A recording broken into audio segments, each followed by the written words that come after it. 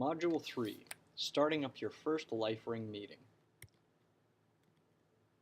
Where you can start a LifeRing meeting requires some considerations.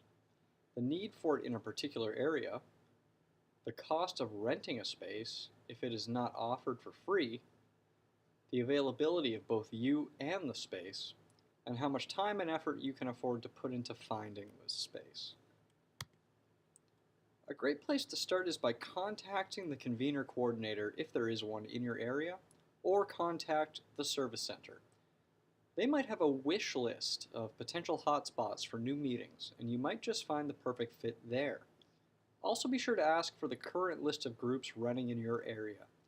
It might be that a group has members that would really appreciate having a second meeting run on a different night or time, and you could provide that extra help. Find out if a meeting is about to lose their convener to another commitment, and if you can fill in temporarily or more long-term. Just because a meeting is already set up doesn't mean that they can't use an extra convener. If you don't find a spot on the list for you, or if you have a great idea for an area that could use a LifeRing meeting that we simply haven't thought of, you can always start one from scratch.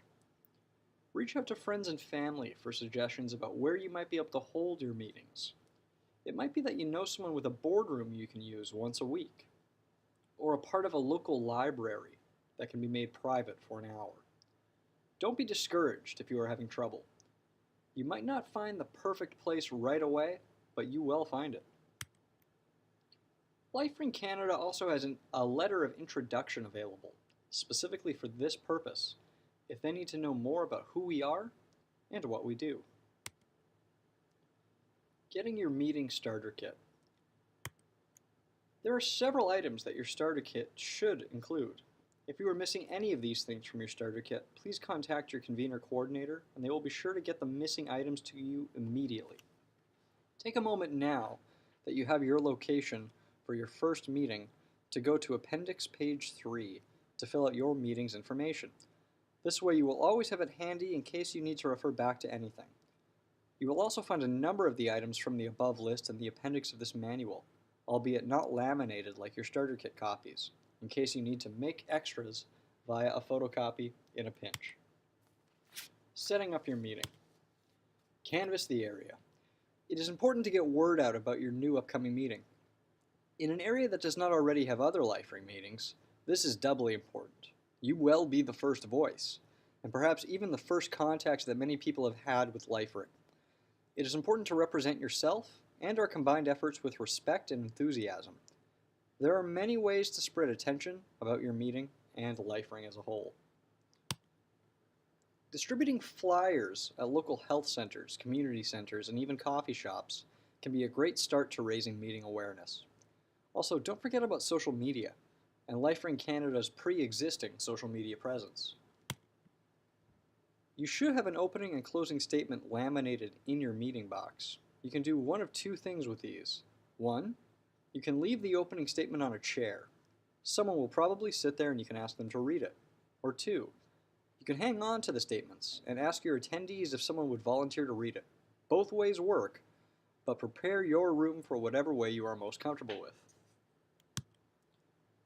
Set up signage and the rest of your location.